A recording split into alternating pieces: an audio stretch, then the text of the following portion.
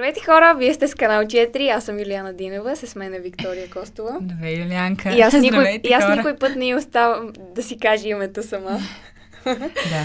И тя е тъжна. Не, добре, вижте я. Днес ще говорим за няколко постановки, първото от които е Нос на Гогол в театър 199. А втората е Колекционерката, която също се състоя в театър 199. И третата е Ноев ковчег, който беше в Фумато. Добре. Би ли искал да започнем така поред? Първо с Нос? Да.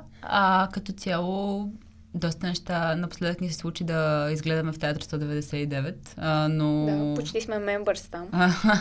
Да, това е нашия дълъг път към звездите, както се казва в една друга постановка, ако някой път говорим и за нея.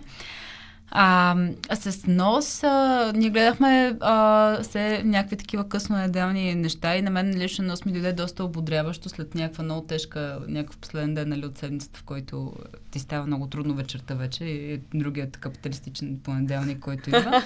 И затова всъщност може би е доста позната историята Нос, вероятно има доста разигравания, интерпретации и на българска сцена включително. Да. Но в случая гледахме с на Веселка Кунчева режисьора, доколкото си спомням, и с една дама Поли Христова. Да, точно така, Полина Христова, като един от всъщност главните протагонисти в историята.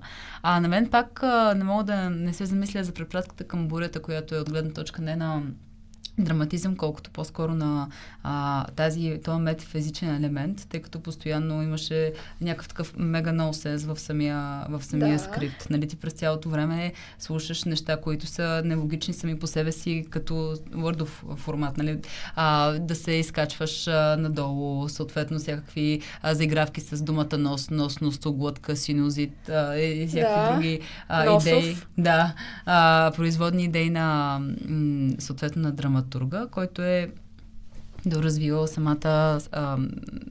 самия спектакъл. Така че беше много зареждащо от гледна точка на това разнообразие, което, нали, малко, защото човек като гледа понякога спейсаутва, да кажа, в някакъв момент, обаче това винаги те връща, понеже съзнанието някакси вижда, че има нещо нередно. В смисъл този момент, наскоро подах една статия, където се казва, че ако искаш да завършиш разговор с някого, просто трябва да кажеш нещо грешно или нещо, което съответно да е непълно и той просто има някакъв такъв inclination да те поправи. Така работи човешкия мозък. Да му хванеш вниманието с това нещо. Да, и така би бил много ангажиран. Така че мисля, че това доста сходно проработи при мен в случая, че, нали, слушаш неща, които знаеш, че трябва да звучат по един начин, обаче ти се представят по коренно такъв сатиричен разигран и това доста ме събуди, така да го кажа, тъй като очаквах, нали, все пак една доста позната постановка, и си казва, че много ще ми е позната логиката на действията и на героите. Обаче ми беше много приятно. Откри ли, как да кажа, точно тия оксиморони и, както кажеш, някакви грешки в изказа, в синтаксиса като средство за нещо? Задължително ли ги свързваш с сатирата и въобще свържеш ли ги като средство за нещо? Ами да, мисля, че ги свързвам с целия вайб, нали, който е на спектакъла, че да се усмива хората с носове или какво е средството нос, нали, само по себе си като притежание, но гледна точка на това, че нали, носа по-скоро се асоциира с богатство, с положение, с имидж, извън самото чисто хумористично представа на носа като прахосмокачка, като пръст, нали, като нещо, с което да пишеш и да се храниш и да играеш. Като мастилница. Имаше много голяма алегория по-скоро с тези, как да кажа, едни... Много ми бяха ясни на мен те животинските нотки от гледна точка на първичността, която се говореше, нали, няколко пъти. Примерно имаме отиване в едно пространство такова административно, където можеш да си купиш смъртен акт или, нали, акт за раждане. Тоест и такива документи, които едно човек се ражда или едно същество се ражда и умира и през другото време има някакво такова лутане на тая душа и няколко пъти, нали, се казваше точно, че ние сме мъртви души, нали, няма... Пълно безмислие, например. Да. Абсолютно. Не знам ти как се почувства, но да, през цялото време тая обреченост на момента, нали? Тази такава безизходица от гледна точка на безпътица на героите, че от самото начало те са ни писарушки, нали, типично по-руски в това, което създават и че няма нещо, което да е примерно личен принос, няма нещо, което да е тип интимно. Всичко беше много хем роботски, хем в същото време ние виждаме герой, който принадлежи към този свят, от гледна точка на това, че той също е решител много на положението си, бива измамник и нали, така започва с отрязването на неговия нос, едва ли не взимането на неговата душа, положение и така нататък. Обаче пък той самия може би накрая се променя. Това е за мен любопитно по-скоро като път на героя. Че той самия се променя или... Да, не че е конотацията на самия нос. Да, не знам. Ти какво мислиш? Това, изключително много харесвам тази трагикомедия в постановките на Гого и нали, много хора го наричат това като Гоголевия смях през сълзи, че нали, става въпрос за един реализъм, за едно гадно общество, в което човек е малък и незначителен и веднага се сещам всъщност за името на главния герой на човека, чийто нос изчезва, че той се казва Платон Ковалев. И това веднага прави препратка, че името му по някакъв начин е някакво усмиване и презрение над самия него. Защото, нали, Платон, като Платон, нали, важният човек, философ на античността и въобще на като човешка... планктон. Да, като планктон също така. Да, може би малко руско направено но искам да кажа, че през цялото време беше тази нотка на малкия човек, който е незначителен, обречен и точно лишен от своя атрибут в обществото, през професионална гледна точка и дори екзистенциална. Той е лишен от този атрибут, вече има още по-малко смисъл за него. И че в това имаше трагикомедия и накрая имаше една такава неприятна нотка, разбира се.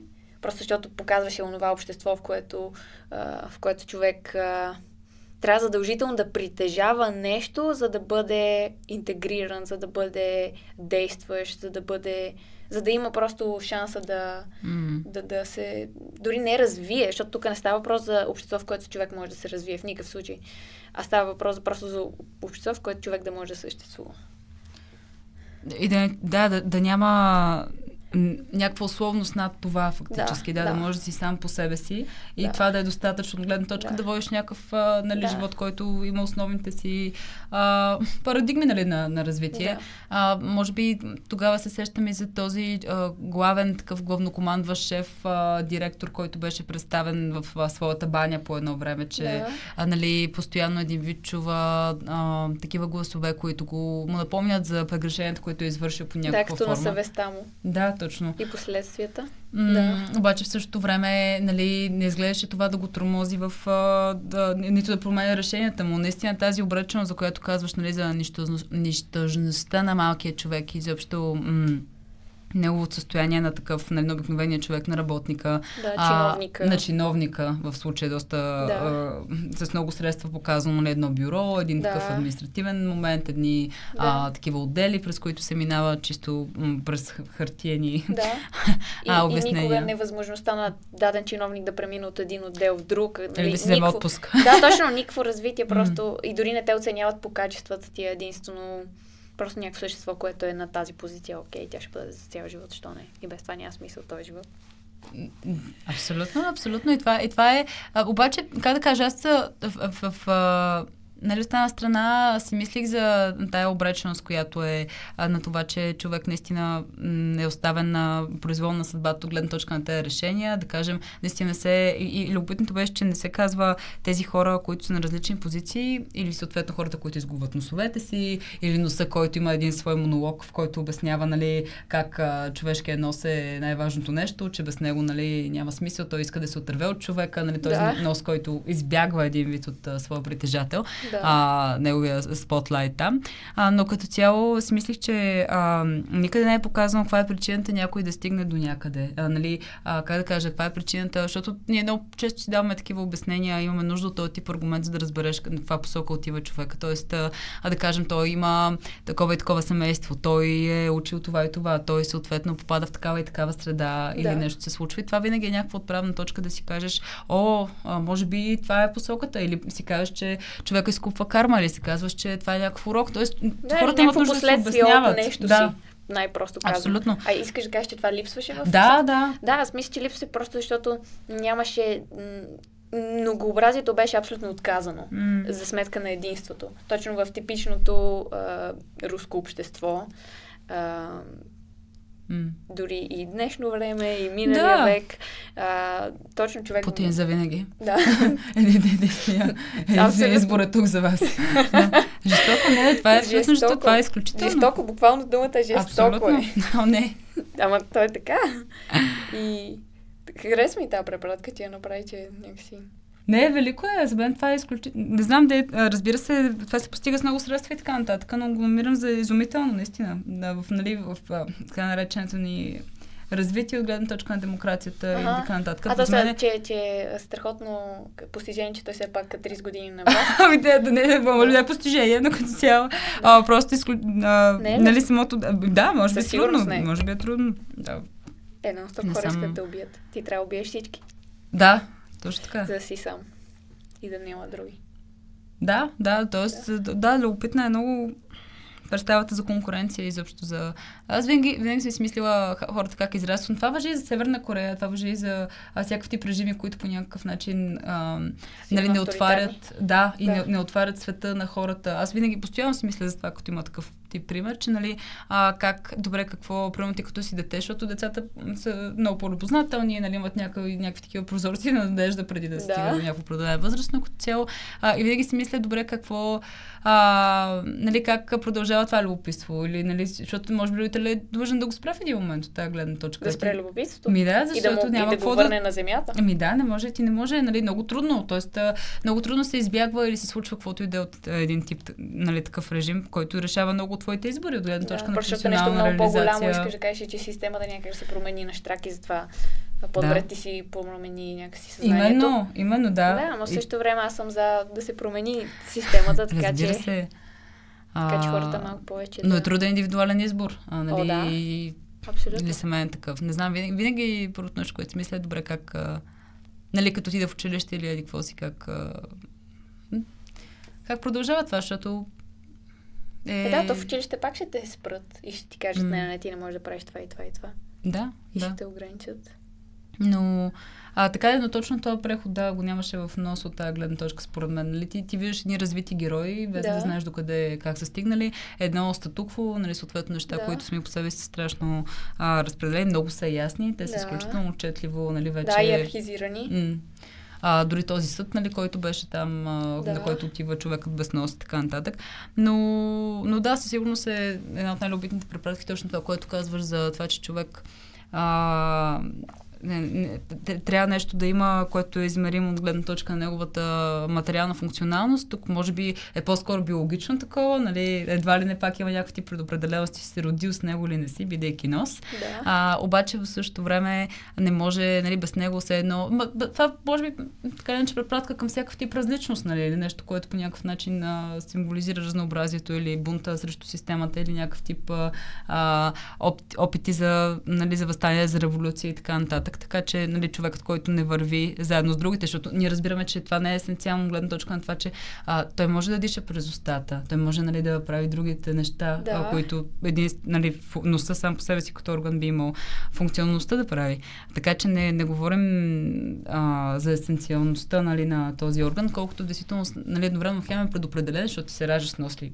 Най-вероятно се раждаш с нос, да. Обаче после видяхме магазин за тези, за носове, които са вече продукт, който дори си избираш и там имаше ония момент на голям нос, че това носи повече дивиденти, не знам, или просто не дивиденти, тук не е добра дума, а просто носи по-висок статут, следователно повече уважение, повече пари, може би. Със сигурност. Да, точно това е нос на генерал, това е нос на шефа, на баща му, на цялата тая иерархична голяма пирамида. Да, и всичко е връзки. Абсолютно жестоко. Аз наскоро на курса по дублаж гледахме точно един такъв филм, който беше той е модерна руска анимация, която обаче тя е сатирична изцяло и беше направена именно по тези парадигми на архетиповете герои, както в принцип ние имаме освен Байганю и всякакви други такива подобни герои, които сами по себе си едва ли не обединяват една колективна мисъл и знание. В същото време там имаше точно задължително, нали, генерала, който е с тези връзки, задължително ръководителя, който е с този съветник. И то, как да кажа, защото се създава сега и едновременно нали, нещо, което е много... нали, то не е напълно... То е анимация за възрастни по някаква форма, гледна точка на това. Но в същото време много се замислих за признателността, на искреността на този тип съдържание. Дори филмово, нали, в случая, дори бих казал в ентертеймент, нали, сферата, нали, точно по тип искам да се смееш на това, нали, как да кажа, не е направено с някаква друга цел. Да.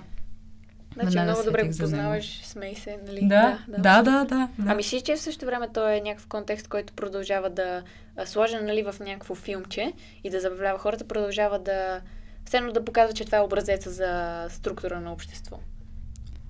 Намираш ли го така или...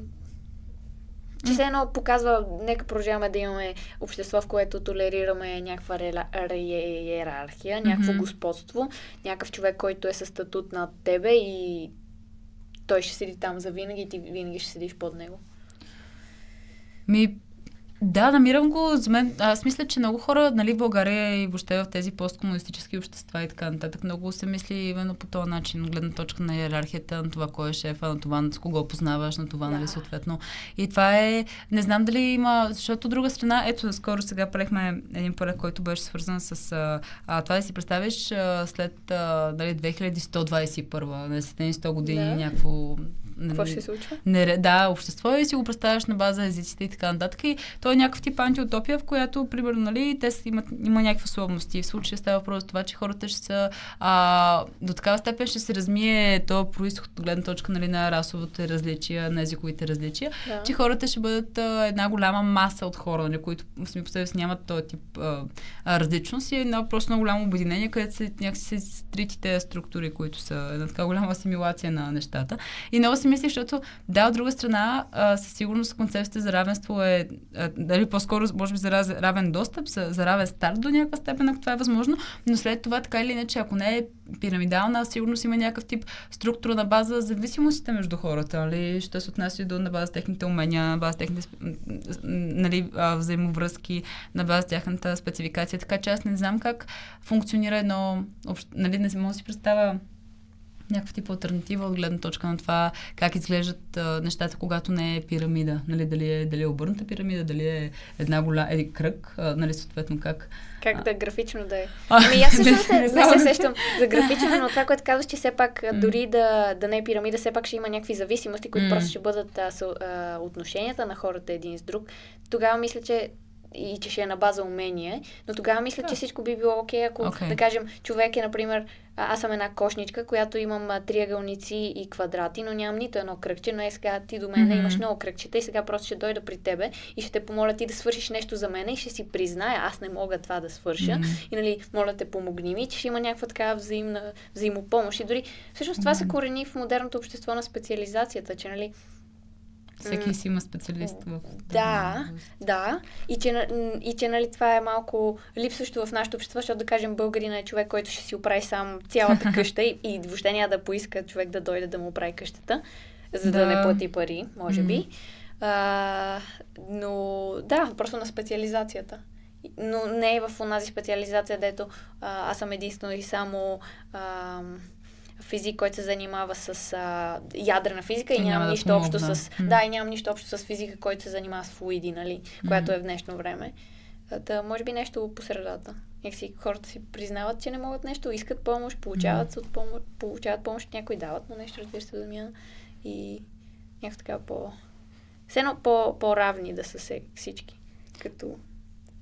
И да оценят, може би, именно уменията на другия човек. Да, това ми звучи доста в духа на кръговата икономика и въобще на това да се обменят предмети и услуги, този момент на заемането от библиотека за всички неща, този момент на, нали, на рециклирането и втората употреба на нещата. Наистина би било също до голяма степен полезно ли, ако нещо съответно не е, ако ти само можеш да го направиш или в някаква общност като колектив успявате да вземете една линия, все пак да си отворен да споделиш, нали, за наученето, за да може и другите звена да функционират от тая гледна точка. Може би като кошер, ако се, не знам, нещо, някаква такава, която държи. Браво. Много добре го показа.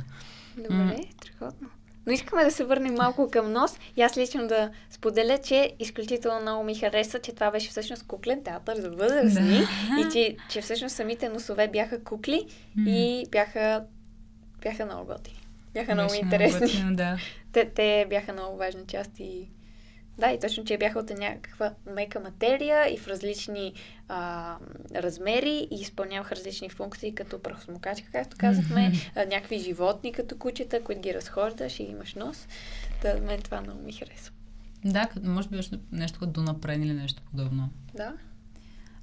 Нали, като говорим за Google, може би винаги идва момента и с Шинел, гледна точка на много сходни като че ли теми за тази икономическа зависимост и за невъзможността да излезеш от матрицата, нали, с това за винаги събиране пари за пълто и също за някакви малки за най-елементарни жизненно важни сметки. Да, и просто малки човек в студения свят. Точно. И без, най-вече това е, нали, без никой, който да ти помогне. Нали? Как да кажа, няма, изобщо от никъде няма помощ. Всички са срещу теб. Това усещане за самота, нали, за изолация. Да, и дори точно силните над тебе няма да ти помогнат. И нали, гледат те лошо, че нямаш нос, но не са готови да... Всички са нещо, тук не е място, къде да ти помогна. Мисля, че това всеки го знае също в нашата любима бюрокрация. Когато отидеш на някое гише и имаш нужда от информация, това не е гишето, съжалявам. Да. Това също имаше тази ситуация, това не е гишето, отиде на другото. Ние сме само гише. Да. Какво беше? Отиди на 21-во гише, отива на 21-во или 32-ро, което беше и по едно време, ние сме само гише, нямаме номер, следователно пак не си тук. Жестоко беше, много, имаш много такива... Той е точно парадокси, в смисъл това е точно параграф 22, дето търсиш, нали, връщаш се, невъзможно това да се случи, просто има две условности, които си противоречат, нали, точно това е тази невъзможност. Много любопитен подход, чисто и сценографски и съответно и много ясно, като че ли показва тая тема на пътя на този човек от едното към другото и до всъщност начина, по който как свършваше? Отива в този магазин, опитва се да си вземе най-големия нос. Да, за да се съда казахме, че че го осъди просто от факта, че няма нос. Да. И защото няма нос, няма никакво право да се защити за каквото и да е. Че просто човек изпада от света изцяло. Добре. От системата, от неговите функции, абсолютно. Да. От всяка сфера на света, в крайна сметка. Добре, искаш да поговорим за колекционерката и дали... И как я намери ти през сценографията и през темите? Имаше някакъв много такъв обрат в втората част, някакси аз го намерих. Но как го намираш? Беше ли ти интересно? Да, мисля, че ние даже отидахме именно защото открихме някаква награда за сценография, която ще цитираме по-конкретно какви са наградите за сценография, но в действителност цялата зала, всички стени на залата са направени с магнитни и съответно нещата, които са по стените, могат да се махат и местят с голяма лекота. Това важи и за мебелите, нали, които са вътре. Маса, прозорец, всичко е магнитно или е закачено на въженце, така че изцяло да може да се управлява и да има много функции. Да, просто то минимализъм на дори Tiny Houses, как едно нещо е прибрано в друго и се вади. Точно. И беше супер готино. Нали, не заема място, после го вадиш и то. И го има, после го няма. Какво става, нали? Да. Беше, много любопитно от гледна точка на това, че нали, той се казва колекционерката за дама, която колекционира неща. Най-странните уж неща, като снежинки. Снежинки. Наистина, снежинки. Не се сещам за друго. Той е монолог, който малко или много е доста такъв емоционален от гледна точка на протагониста и чисто като съдържание аз не мога да го възпроизведа от гледна точка на текст или решения такива драматургични. Доколкото разбираме, нали, това колекциониране малко или много започва доста свързано по-скоро с някаква травма в детството от гледна точка на това, че нещо срещаме за пиян баща, който удря, нали, на няколко пъти има тази много строга майка. Да. Властна. Нашата любима тема. Точно така, за властната майка. Всички властни майки. Да.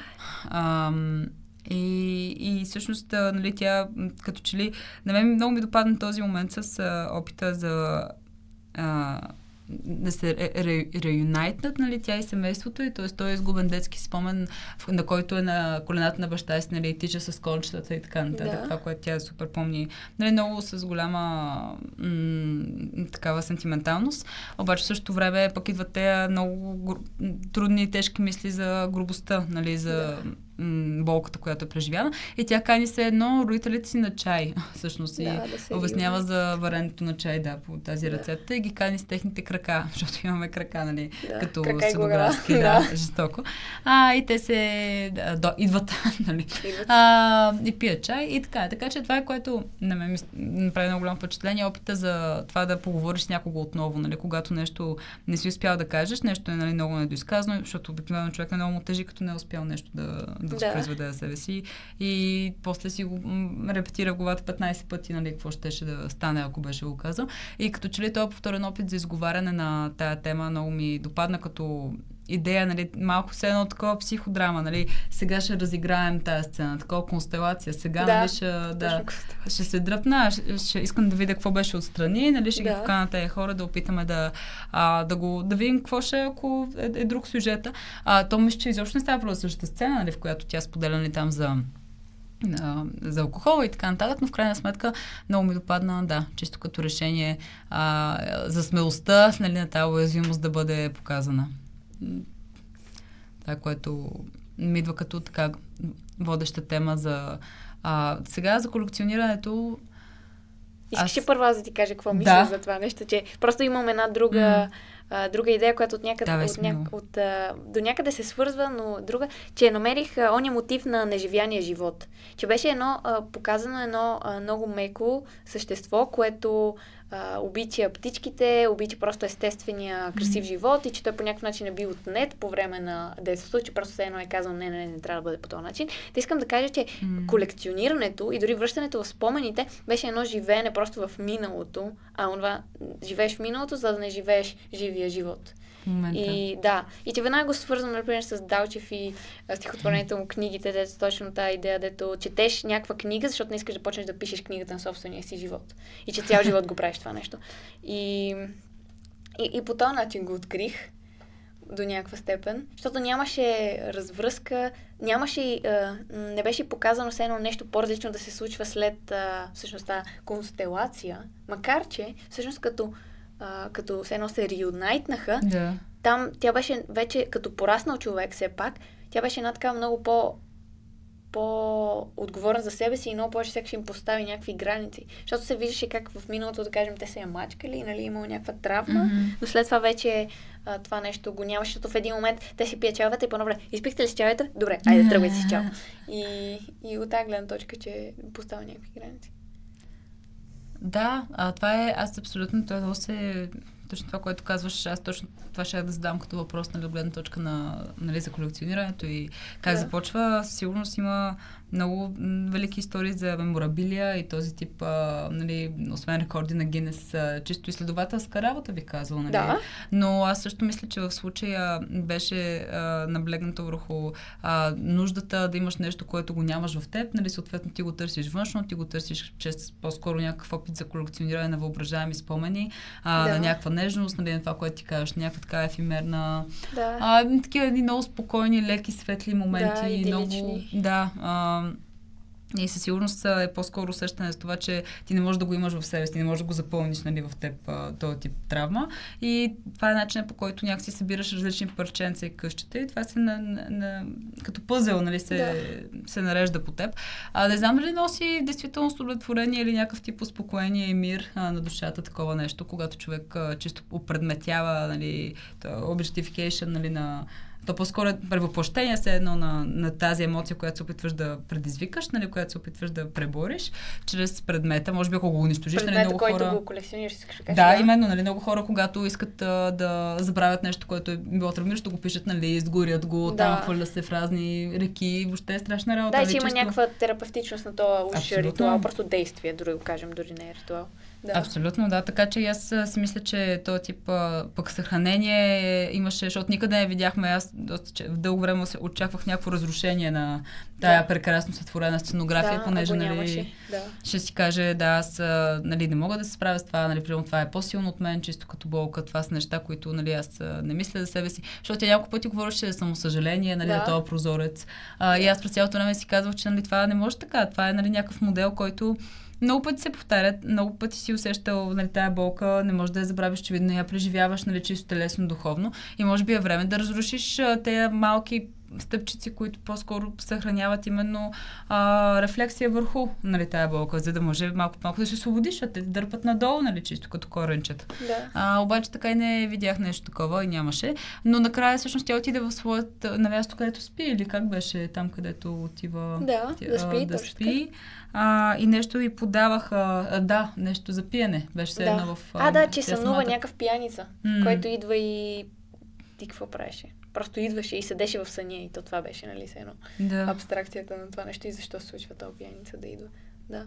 Но пък точно в това нищо не случва накрая и в една затворена композиция намерих, че единствената промяна с едно на героинята, че до някаква степен загубва оная светлина и желание за детски живот и че цялата просто се обзема от това. Окей, все едно моите мечти въобще нямат смисъл. Че имаше някакво леко заземяване в това просто да захвърли част от мечтите си и все едно да влезе в ония свят, дето нейните родители са я учили да бъде, в това, че ти трябва да сядаш и да учиш, защо не рисуваш достатъчно. Точно, да. Нали, тези просто... наистина ги имаше през целия аспект. Да, просто, нали, онова се едно сухотата на отговорния живот или нещо такова. Тоест дори не е отговорен живот, а просто някаква сухота на неща, които не искаш да правиш. Точно, неща, които важно искаш да правиш, нали, в случая. По-скоро такива наслоени. Да, точно така. Това е тази сцена с това, че в крайна сметка по-скоро някакво предаване на това, че тя в момента и тя пие. Нали, как да кажа, по-скоро аз много се замислих за тази връзка, защото тя нали, си поръча там някаква напитка в съня си с пияница, нали, отвори се сценографията да я подаде на табличка на поднос там в бара и така нататък.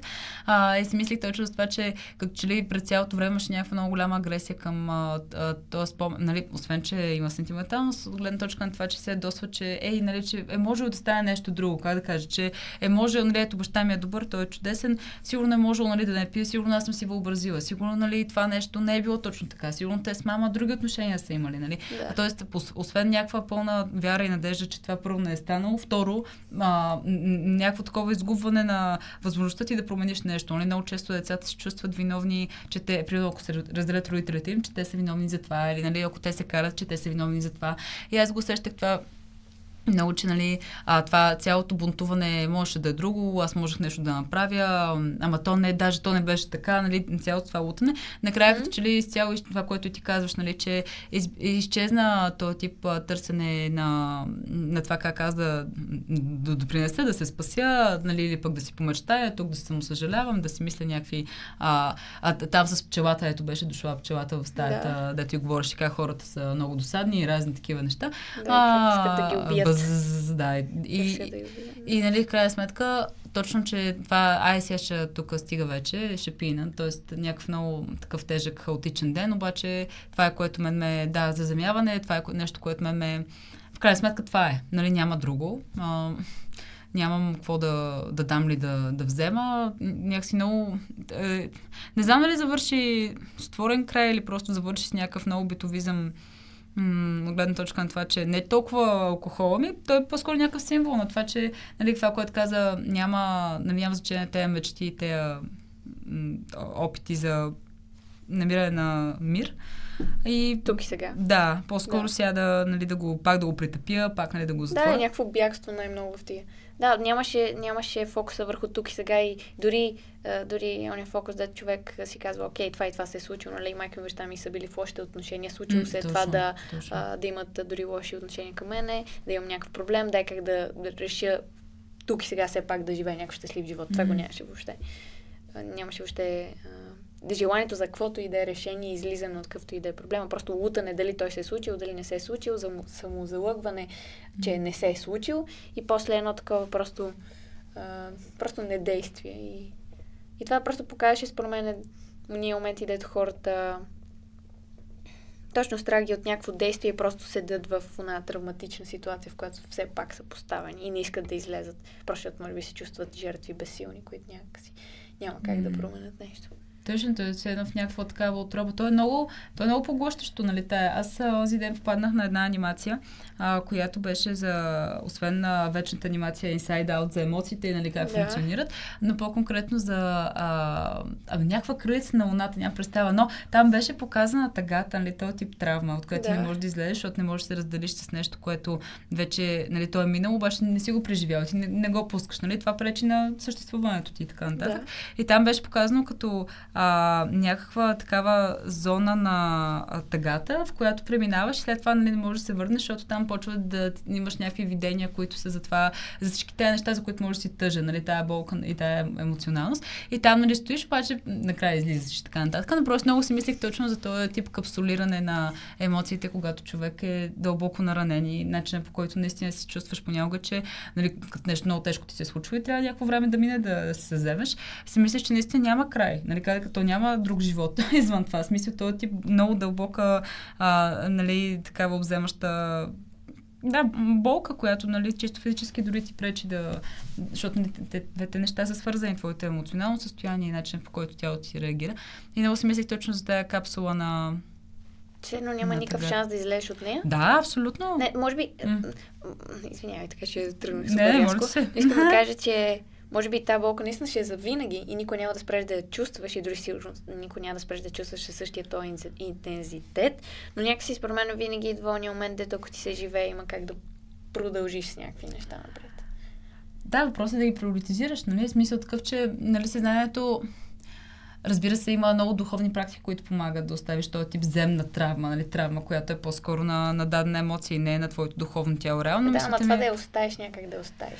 Да, обаче пък от друга страна, да, тя, нали, може това, което ти казваш, то цял живот те боли, нали, по някакъв начин и така нататък. Обаче в същото време, нали, как аз много си мисля и за физическите заболявания, нали, нещата, които са хронични и така нататък.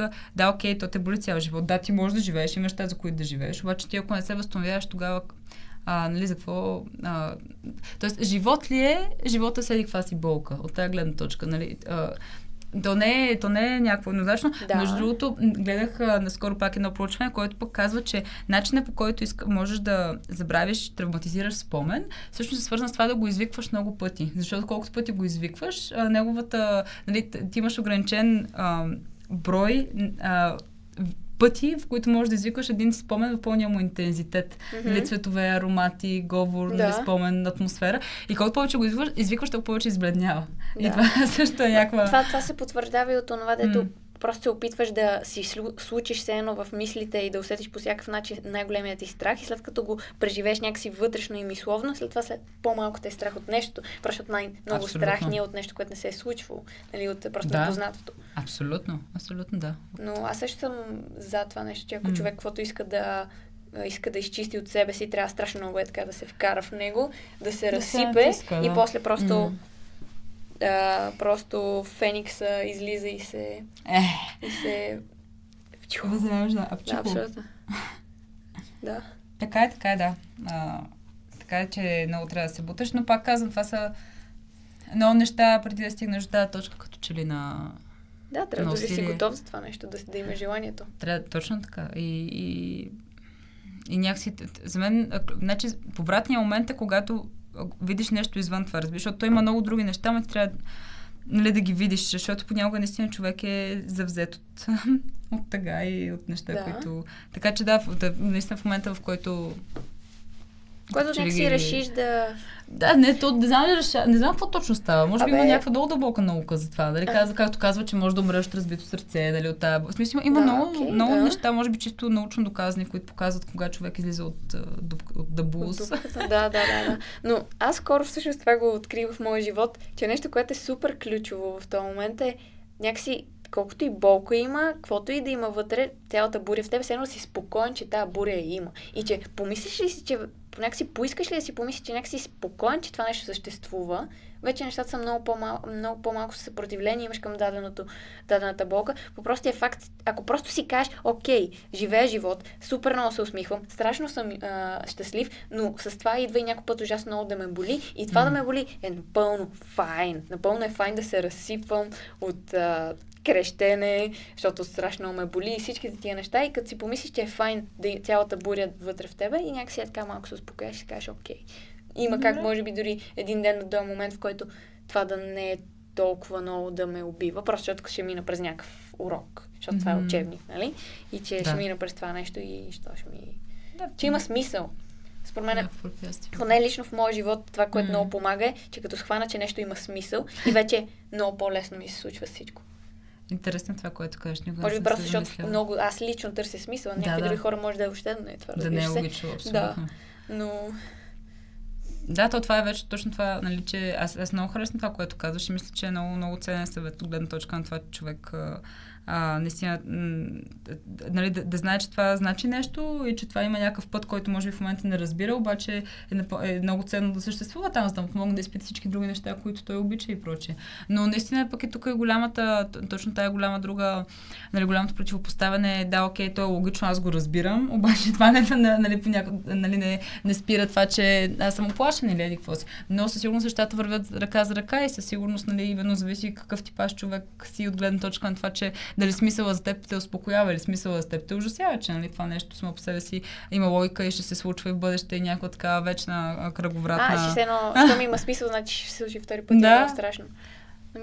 Не знам. Да, ама какво ще си по-подготвен? Нищо. Но сега просто замислих, че наистина всъщност до някаква степен смисъл е много важно нещо просто за човешкото същество.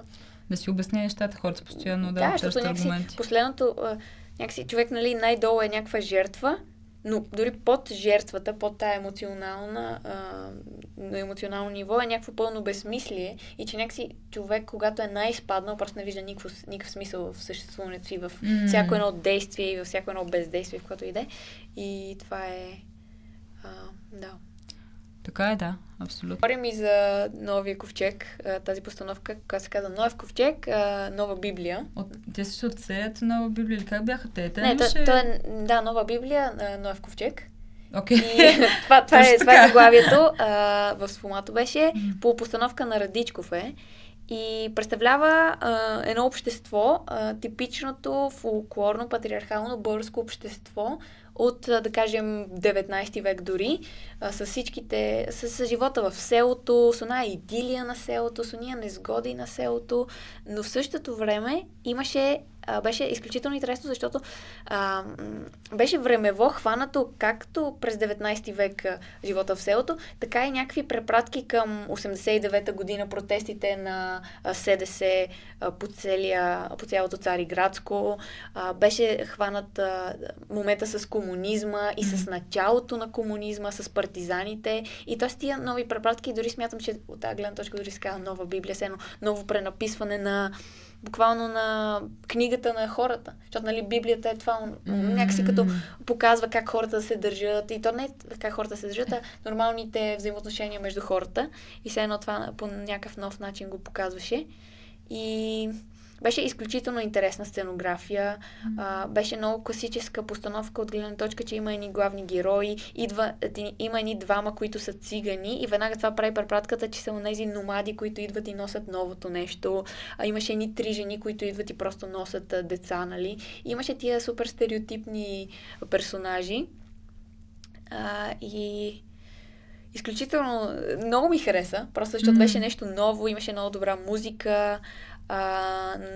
Да, накрая имаше един момент, дето една жена излиза и пее една песен и е много Халоуин вайб. И това малко не ми хареса, не се върза с сякаш с... може би... Да, аз смятам, че така се случи, не се вързате.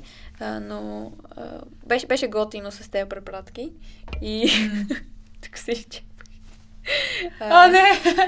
И... Добре, всъщност, т.е. новия ковчег е какво това нещо, което е съхранено в живота на селото, в смисъл, че, нали, защото като ковчег, че, нали, това е така ще си върви, нали, това са порядките, тук сме заринати, тук ще ни заровят и ще умрем, защото, нали, какво е... Защото, нали, нови ковчег, нали, онова нещо, дето влизаш в него и сървайваш цялото нещо. И до някаква степен намирам връзка с това нещо, че все едно че това общество все едно това общество, което беше показано там, ще ще преживее цялото времева линия, но имаше, сега сещам една супер добра препратка, че там се говореше за лисицата. И това беше изключително важен образ, че лисицата е мрачно животно. О, не, знаете. И беше изключително интересно как всеки един герой разказа на друг герой в различен контекст историята, в която човек намира лисица, която се правила на умряла на пътя, взима я в каруцата си, в която има и риби, след това се прибира да я покаже на своята жена или на който иде, виж, аз имам страхотно кожухче лисица, да, и после вижда, че лисицата изчезва и че рибата също е изчезнала и супер беше важен момента, че лисицата не е умряла, тя само се преструва. И това страшно много ми хареса като онова същество, дето просто дори не беше до лъжата, беше Не, много. Аз просто си замислям, защото пък ако, нали, това, което е за новия ковчег, все едно хората, които, нали, за да стане това спасение, нали, идва пороя. И съответно идва новия ковчег и все едно, нали, той порой една преструвка, т.е. хората няма да умрат наистина и няма нужда от това спасение и така нататък. Съответно, много е любопитно това. Може би трябва да гледаме лисичета в Народния театър, за да разберем още лисически истории. Освен Малкия принц и други такива неща. Да, просто да това хитро животно, дето се едно повече знае от тебе или каквото и да е. Много интересно това. С листа, която се преструва на умряла. За да те измами. Тоест, нали, то живота пак се отнема, за да се достигне до нещо друго, нали. Макар че може би също акцентът е върху хитростта, не е върху нещо, кой знае какво. Или просто върху това явление и същност, че двете неща се разминават. Че това, което виждаш, е различно от това, което е. И че, преструвам. Че преструвам. Има ли нещо общо с струвам? Не знам. Но искаме да заключим нашия епизод. С песто. С песто. И с пряка връзка с италянците и че имат много яки пици. Точно така. Да. Знаеш, че съм яла пица с картофи. Че си яла пица с картофи?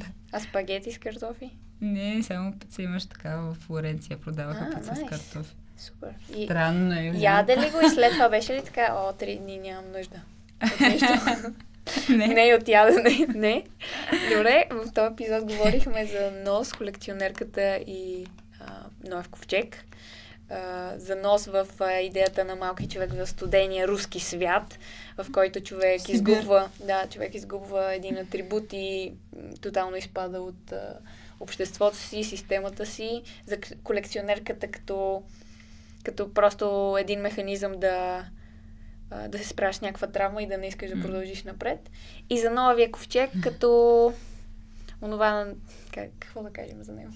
Новата Библия, съответно, предаписването на историята, съвременността и в порядките от 19 век на българското общество и съответно за спасението до някаква степен. Тоест, наистина това, което ни държи в годините, това е много националистическо като цяло, както върви. В крайна сметка, може би всеки намира някакъв смисъл това, нали, в своето спасение. В случай лисицата намира смисъл в своето спасение да умре привидно, за да може да оцелее и да се храни.